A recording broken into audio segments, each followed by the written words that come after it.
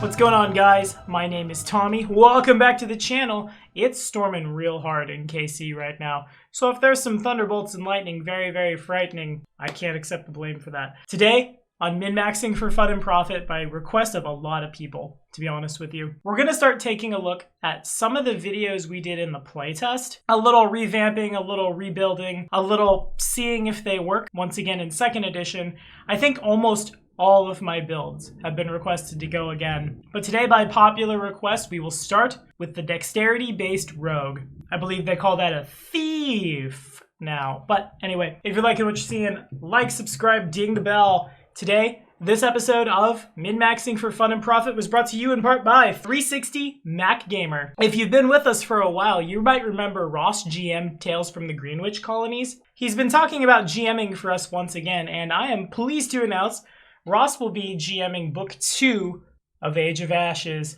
What should I play? Put it in the comments. Should it be a dex-based rogue? Well, we have one of those. Literally am using Age of Ashes art for the thumbnail. Anyway, let's dive in. So you guys all know by now, I'm sure, that in Pathfinder 1st Edition, I prefer dexterity-based marshals, nay, dexterity-based characters over strength-based characters. I believe in Pathfinder 1st Edition, a dexterity score will get you farther than a strength score will, given that we can use it for damage, and it buffs out more things than our strength does. The dexterity-based marshal could have a way higher armor class than the strength-based marshal could. That's not what this video is. That's definitely a video into and of itself. Today, we're just going to look at the guy who's doing dexterity for damage in Pathfinder 2nd Edition and see how they stack up. Let's just dive right in, shall we? Today's Ancestry will be a nope, not even. You already knew. You've seen the thumbnail. Today we're playing a goblin. And if you want to know more about that goblin, also, hey, remember, patronage at any tier gets you access to a Google Sheet that has all this cool stuff on it. The buff to dexterity is just so useful. There's some weapons for the goblin that are really good for us. And we don't miss the dwarf as much with the Unbreakable Goblin Heritage, which gives you 10 hit points from your Ancestry, instead of a piddly little 6. Something when you fall, also. We're not super worried about that, given that a rogue gets a skill feat at every level. Again, not really talking about the skill feats today. Take the one you like the best, because you get a boatload of them. Stats that we need, ancestry feats that we need without being adopted. Big old 10 hit dice, no reason to not. For our racket, we'll be choosing the thief. When the thief attacks with a finesse melee weapon, they can add their dexterity modifier to damage rolls instead of strength. Of course, you're trained in thievery. Weird how that works. The 2nd edition rogue is really good because now we can use a stat that is probably most of the time going to be used for initiative for us. Also into our reflex save, also sometimes into our armor class with bracers of armor or our unarmored mastery. That's an entirely different video unto itself. And even if we have to roll perception for initiative, being expert in that, it's not bad at all. Don't forget to announce you're being sneaky, because you really want to strike a creature that has the flat-footed condition with an agile or finesse melee weapon. Oh wait, that's us. To do an extra d6 of precision damage. Eventually this will cap out at 4d6. Yes, that is a smaller number, but remember that precision damage in 2nd edition is just tacked on to your weapon damage. Your weapon doesn't do a d6 plus d6s of precision, rather at level 1 it just does 2d6 damage. And since weapon damage is multiplied on a critical hit, your sneak attack dice are as well. It's beautiful. Ancestry feats will go first this time. I've already got some flack in the comments about how our general feats are the same thing all the time and we're not super talking about them. Adopted Ancestry for halflings, incredible initiative, canny acumen for fortitude, toughness, and die hard. I'm gonna say it here loud and clear. I've already replied to that comment, but the reason we're taking these same 5 general feats mostly over and over again is because right now they're the good ones. We're still at the very beginning of 2nd edition. I fully expect as time goes on, we'll have different, better general feats. But right now, that's just where we are. We are, of course, adopted by the halfling for halfling luck, guiding luck, but we'll be taking 3 ancestry feats from the goblin today. First up, right out the gate, Goblin Weapon Familiarity.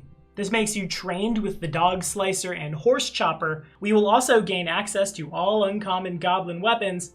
For the purposes of determining our proficiency, martial goblin weapons are simple weapons, and advanced goblin weapons are martial weapons. This will allow us to use the Dog Slicer as 2 of our weapons in a 2-weapon fighting run. No shield? Yeah, I know. I'm kind of little bit worried about this. I'm starting to think the optimized party in 2E might have 2 healers in it, though. At least as, like, crazy as the damage can get. A couple of clerics or a cleric and a druid behind you doesn't seem horrible. The Dog Slicer has the Backstabber trait. When you hit a flat-footed creature, this weapon deals 1 precision damage in addition to its normal damage. The precision damage increases to 2 if the weapon is a +3 weapon, which should look real nice when our double Dog Slicers are swinging in. We will also grab Goblin Weapon Expertise to make sure we can keep our up to Master Weapon proficiency with the Dog Slicer, and to be honest, I really like Cave Climber. Your mileage may vary, but I feel like there always will be a ceiling you can attack down from. A wall you can sidle around, things like that. A climb speed of 10 feet probably looks good, again, on everyone. First off, at level 1, a feat that we'll probably use a lot. Our damage in the damage math assumes we're using this one, but we'll have some other options. Twin Feint. For 2 actions, make 1 strike with each of your 2 melee weapons, both against the same target. The target is automatically flat-footed against the second attack. Apply your multiple attack penalty to the strikes normally. So yes, you will swing with a -4 still. There are a couple feats that look a little better, but a -4 that they're essentially taking a -2 to? I've seen Jason's Goblin make this work in Age of Ashes, and it's really good. The more we can put extra d6s on people, the happier we'll be. You're of course just as well off if they're auto-flanked to strike, strike, strike, but when they're not, there you go. This build is very, very toolboxy. Have what you need when you need it. We will next take our Ranger dedication. Hunt target looks better on someone who is a Ranger from jump, but hey, maybe you have javelins or a bow at some point. We're mostly here though for Twin Takedown. The distinction here is Twin Takedown only takes 1 action. You are wielding 2 melee weapons once per round. Make 2 strikes against your hunted prey. It'll take an action to hunt at some point. 1 with each of the required weapons. If both hit the same hunted prey, combine their damage for the purposes of resistances and weaknesses. Apply your multiple attack penalty to the strike normally. This will then allow us to attack at base -4, 2 actions, then -8, -8, 1 action, and by level 4, we're attacking 4 times. An agile weapon probably comes out a lot better than Johnny Greataxe, and that's basically the name of this build's game. Attack as many times as possible. Yeah, I'm a little concerned about the amount of damage that can come down. Big scary monsters and things. That's half the reason we chose a goblin though, to make sure we had that 10 hit points and just like either A, make sure somebody behind you is playing a cleric and can 2-action heal you to go again, or B, run and hide. You're like the cruise missile that doesn't want to blow up and sometimes might duck behind the tree line. Unbalancing Blow is next. Whenever your strike is a critical hit and deals damage, the target is flat-footed against your attacks until the end of your next turn. Next, our only reaction, because I mean, we're not gonna have a shield, why not? Opportune Backstab. When a creature within your melee reach is hit by a melee attack from one of your allies, make a strike against the triggering creature.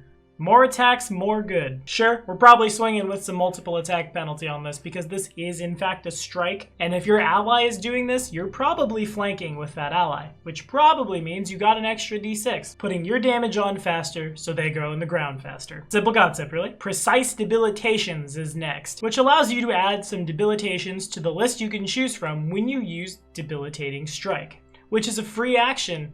When your strike hits a flat-footed creature and deals damage, normally it's a -10 status penalty to speeds or enfeebled 1. Precise Debilitations will add either the target becomes flat-footed or takes an additional 2d6 precision damage from your attacks. 6d6 eventually becoming 12d6, yeah, not bad. Next up is Scout's Warning, and it's real important to remember we are taking this from the Ranger, not the Rogue. We've got one more archetype coming. It's very important to the build, but we need one more Ranger feat to get out a Ranger. Scout's Warning is a free action when you roll Perception or Survival for initiative. You give everyone a +1 circumstance bonus to their initiative rolls. Sure, we'll probably rather want to roll Stealth, but I think sometimes we're gonna have to roll Perception. Ambushes are a thing, not knowing what's on the other side of the door, not being super ready, right? It is what it is. Next, Instant Opening. For 1 action, choose a target within 30 feet. It's flat-footed to your attacks until the end of your next turn. We probably have enough ways in-house to keep people flat-footed, but just in case, you know? Like I said, this build is incredibly toolboxy. Have what you need when you need it. You know what else we need? Our next dedication, our last dedication, the fighter dedication. This dedication will require we have a strength and dexterity of 14. I didn't super talk about the ability scores this time. Just have a really high dex. That's the damagey one. Fortunately, the way ability scores work now, it won't be hard to have 14 in what is essentially a dump stat without like penalizing us for more. Next up, the other side of the coin for 2 actions, double slice. There are some pros and cons with this one versus twin feint. Double slice says, make 2 strikes, one with each of your 2 melee weapons, each using your current multiple attack penalty. If this is made as your first action in a round, you are attacking at -0, -0. We'll definitely have an agile weapon to avoid that -2. If both attacks hit, combine their damage and then add any other applicable effects from both weapons. However, you add any precision damage only once to the attack of your choice. It of course counts as 2 attacks when calculating your multiple attack penalty. Last but not least, Agile Grace from the fighter. Our multiple attack penalty with agile weapons becomes -3, -6. So basically this build will either twin feint, then twin takedown to attack at -0, -3, -6, -6, or double slice, -0, -0, -6, -6. I like twin takedown less, because twin takedown will only allow us to tack 6d6 on one time. However, given the high ACs of monsters in the format, it's important to have it. We were going to get Agile Grace either way, so if you just can't hit, getting some precision damage in sometimes is just really better than getting no precision damage in no times. Now, we haven't really talked magic items as much as we could have. There is one we gotta call out today. It's just so good. I have been petitioning all of my 1E GMs to add this into the game. I, of course, am referring to the almighty, super powerful since the playtest, doubling rings. When you wield a melee weapon in the hand wearing the golden of the 2, the weapon's fundamental runes are replicated onto any melee weapon you wield in the hand wearing the other ring, the iron one. So that's our attack runes and our extra d6 runes. Obviously, it only functions if you wear the both and so on and so forth, but hey, save money, live better. Let's talk some damage. So let's assume we're hasted, go fast, get that quickened condition, get an extra strike. We're looking at with twin feint plus twin takedown at level 20 with 24 dexterity, that sweet, sweet apex item, and our +3 runes swinging 35, 32, 29, 29, 29. That's not gonna hit Tree Razor. We've been over this. Tree Razor needs Tree Razor's own video. So instead, we'll compare against a creature at our level, the Baylor.